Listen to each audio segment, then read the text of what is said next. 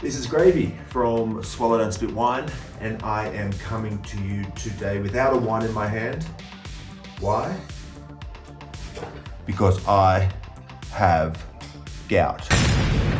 I've got gout, the scourge of the hedonist, or a bon vivant's unavoidable co-conspirator.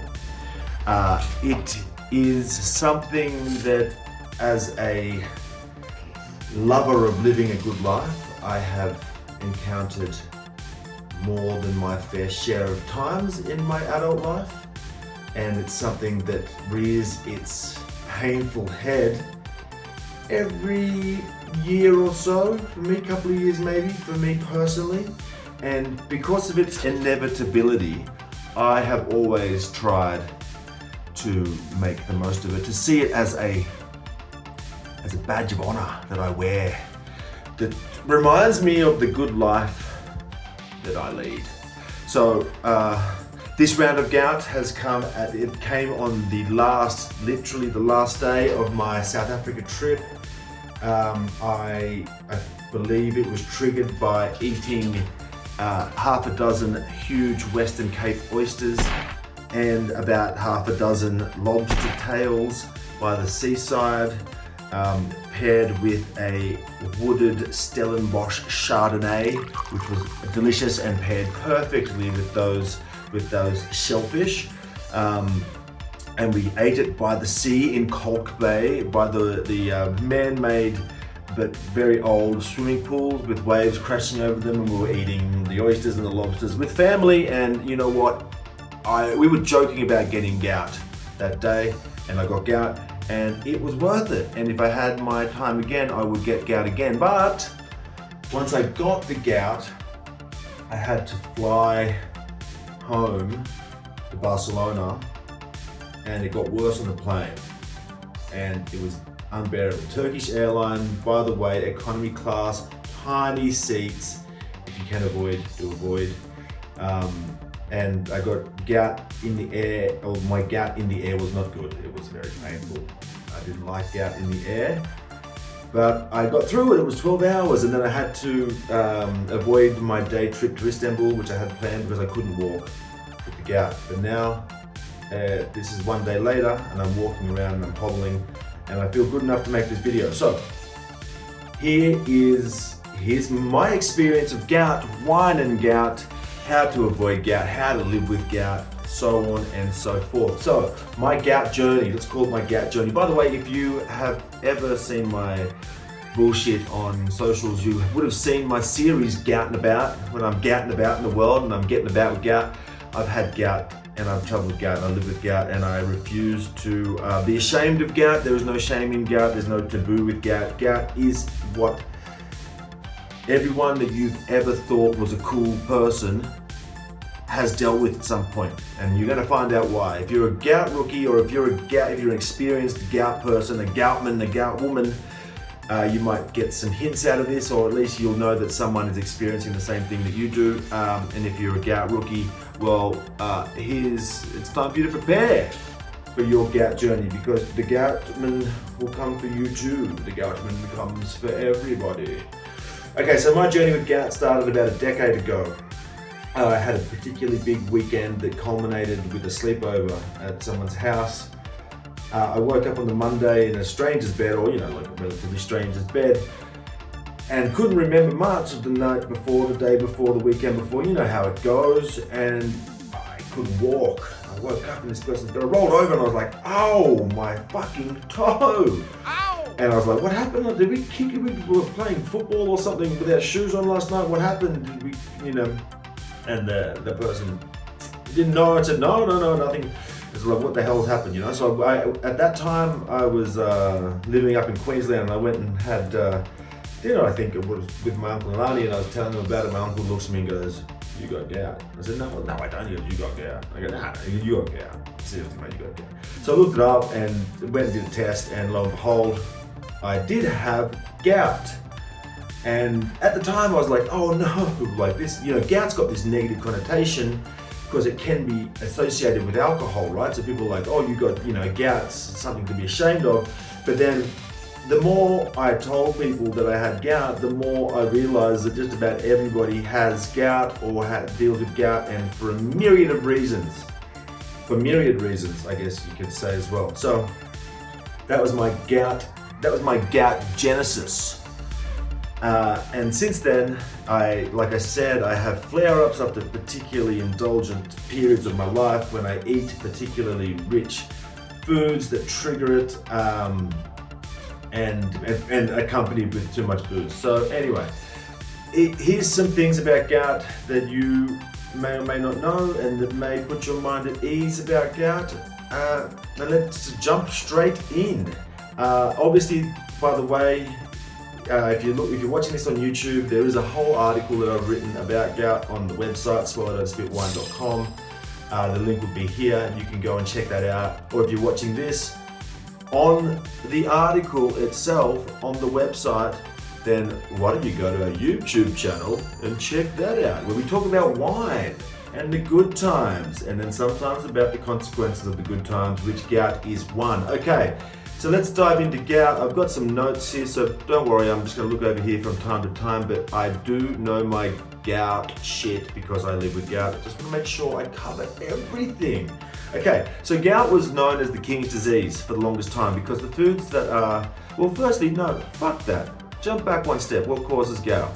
What causes gout? Gout is caused when the body breaks down purines, turns them into uric acid, and because you've either got too much uric acid or your body's not flushing it well, you don't pee it out, it accumulates in your joints, particularly at the extremities, mostly in the toe, the big toe, cops at the worst. Right now I've got a gout attack in my ankle, which is horrible, I can't walk. I get it in the hand sometimes too. Look at that fucking hand, that has sense and shit. Not literally. More literally. So that's what it is. Purines are an essential part of life. They go into DNA and RNA production. You can't live without purines, and so you don't want to avoid them. But you might want to avoid them. You might want to avoid an excess of them if you're prone for gout. Now, gout. Foods that are full of purines are things like fatty small fish, so anchovies, sardines, mackerel, that sort of stuff is loaded with purines. Shellfish, which is where I got it from, lobster and oysters. Organs, so people in the Philippines get a lot of gout because they eat a lot of organ stews. So like if you're into your livers and stuff like that, that can cause gout. Red meat in general can cause gout. Tomatoes and spinach can cause gout. Kale can cause gout. So it's not just those delicious things, it can also be those bullshit things. By the way, I find spinach delicious, kale not so much. So these things cause gout. Now, just because you eat a lot of anchovies doesn't mean you're going to get gout, all right? So it depends on how your body processes the purines. If your body's pretty good at processing the purines, which is going to be a genetic thing, then you're not going to get gout. If you drink a lot of water, you're going to reduce your chances of getting gout because you're going to flush the purine, or you're going to flush the uric acid, out of your body. If you drink a lot of booze, that's going to inhibit your ability to flush the uric acids out of your body, and then therefore you're going to get gout. If you drink a lot of wine, guess what? Wine has no purines pretty much, so you don't have to worry about wine giving you gout. You do have to worry about drinking too much wine so that your body can't flush out the uric acid, then you get gout. Gout is not necessarily caused by alcohol. Check this out. There is as much purine in a bottle of red wine as you would get from the tiniest nibble of an anchovy, or 3 apricots. 3 apricots, bottle of wine level of purine, okay? So wine is not the culprit. We can let wine off the hook right here and now, but look, if you're not balancing it out, then you might get gout. If you're not balancing it out, then you might get gout. All right, so gout was once upon a time known as the king's disease because back in those days, only the nobility could afford to eat shellfish, red meat, and all the rest. Henry VIII was the poster child for gout back then. He had terrible gout. He was wrapped in bandages. You can see it in paintings. And so therefore it was known as the king's disease. But these days, look, it's called the legend's disease in my book. If you like the finer things in life, if you like wine, if you like red meat, if you like shellfish, if you like I love sardines and anchovies and all those sorts of things, then you're gonna get gout if you are genetically predisposed to it.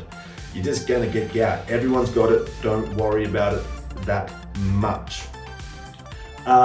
So these days, gout is available for everybody. There is a democratization of gout. Actually, I think that you are more of a human citizen if you do get gout. There's people who don't get gout are like robots. I wear gout as a badge of honor that I have lived my life well. It is inevitable in my lifestyle that I will get gout sometimes.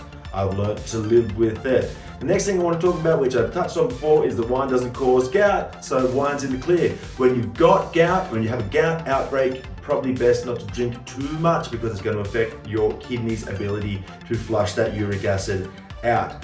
That said, if you do drink wine or some spirits, avoid beer. Beer does have a bit of purine in it.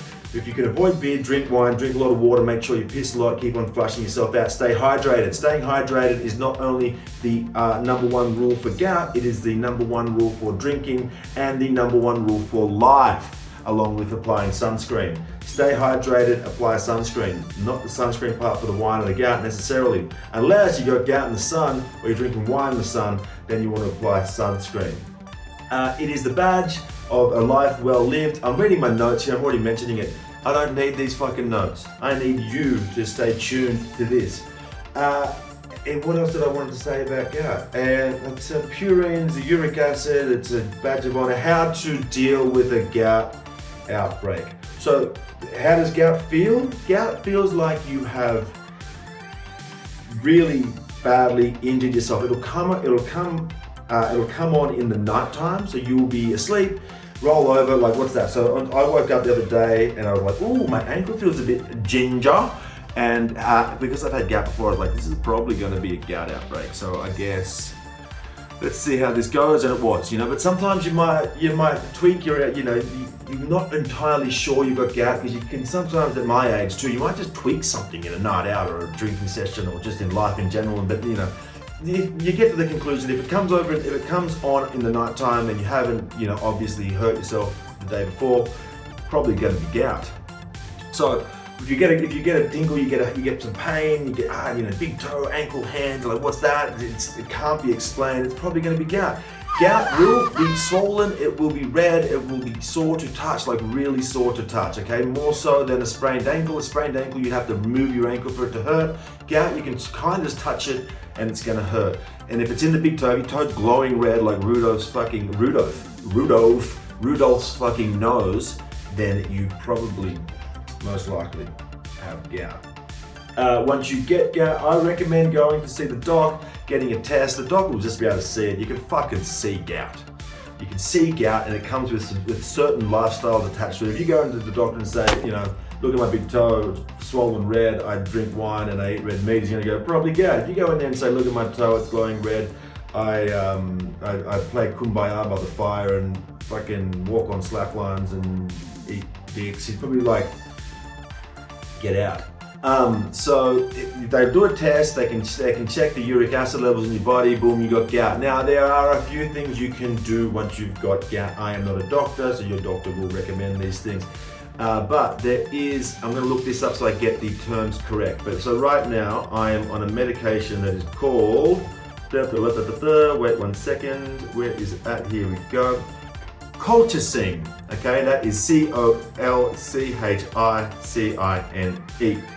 Now you take a pill every 8 hours. I started mine 24 hours ago and it will help flush the uric acid out of your body. It works within a day or two, 3 days max. So this morning I couldn't walk still, right now I'm dancing, I'm going out drinking tonight. Now normally I wouldn't go out drinking the day after a flare up, but I just got back from South Africa after 8 weeks away and I really want to see my friends. Friends, if you're watching this, I'm doing it for you.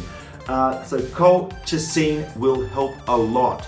Then I'm also on another pill which is called something else with a Z. I'm not your doctor, so I'm not going to give you the name of that one. I don't know what it's for, but I got to take 30 days. You can take some anti-inflammatories too, because it really is just a form of arthritis, and Voltaren is one you can get over the counter. Talk to your doctor, work out which medications work best for you, but do take the gout meds. It will make it go away. And once you have gout and you realize how much it hurts, you will want that motherfucker to go away. And while you are within a gout attack, make sure you hydrate really well. So the reason why mine got particularly bad in the airplane was because you dehydrate massively on a plane. So I dehydrated on the plane, which made the crystals on my joints more abrasive because there was less fluid around them, and so it got way worse. So make sure you rehydrate and you piss a lot, because you piss the uric acid out. So piss a lot. Eat celery might help you piss. Carrots might help you piss. Avoid the purine-rich foods. Avoid booze because it will affect your kidneys and your ability to piss. So avoid all that stuff while you're on an outbreak, unless you really have to go and party like I do today. So I will drink wine and I will just fucking deal with it tomorrow, because c'est la vie. To avoid gout, well, to avoid gout means to live like a dork.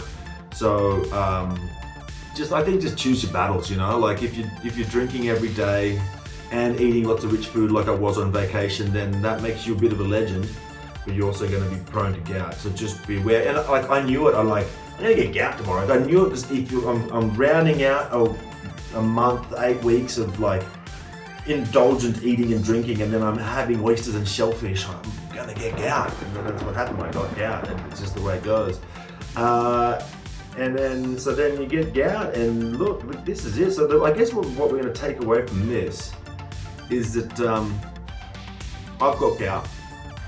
You're going to get gout. We're all going to get gout. It's nothing to be ashamed of. It's not wine that causes it. So look, just live your life. Join the gout community. Let's get gout and about together. My name's Gravy. This has been Swallow That Spit Wine. I love you to the degree where I want you to be able to share in this gout journey with me. Good wine, good food creates great gout. And I think that's something that we should all be proud of. Gout and about.